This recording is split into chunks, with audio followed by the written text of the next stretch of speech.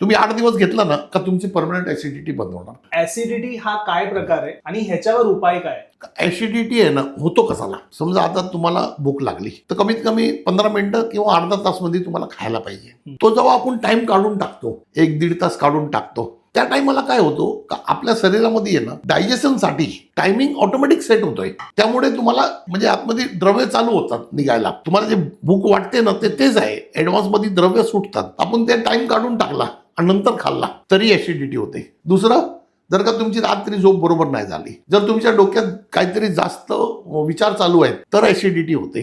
का तुम्ही आता खाल्ला, तुम्हाला एक टाइम पाहिजे डायजेशनसाठी, ते कमी मिनिमम 4-4 आवर्स, पण तुम्ही आता काय खाल्ला आणि अर्धा तासांनी परत काय खाल्ला आणि अर्धा तासांनी अजून काय खाल्ला, का त्यामुळे आहे ना सगळं आतमध्ये ऍसिड जमा होऊन जातो. मग त्याला कसली वस्तू टाकावं लागते का जे थंड असतो. पण होतो कसा, एकदम थंड टाकला तर ते उबाल मारतो. म्हणून आपण काय करतो, फक्त पाणी नाही प्यायला सांगतो.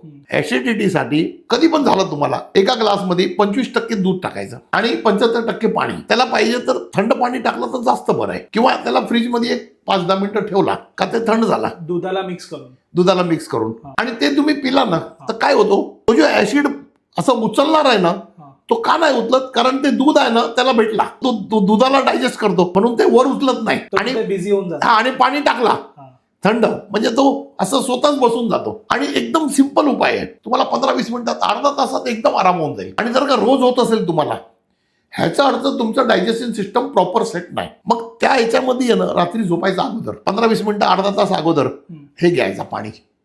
तुम्ही 8 दिवस घेतला ना का तुमची परमनंट ऍसिडिटी बंद होणार. अच्छा, काही लोकांना आहे ना दूधचा प्रॉब्लेम असतो, एलर्जी असते, त्यांच्यासाठी काय आहे, पाण्यामध्ये मीठ टाकायचं. मीठ दूध नाही भेटला तर मीठ टाकायचा आणि त्याला हलवायचा. म्हणजे काय झालं, ते हार्ड वॉटर झाला.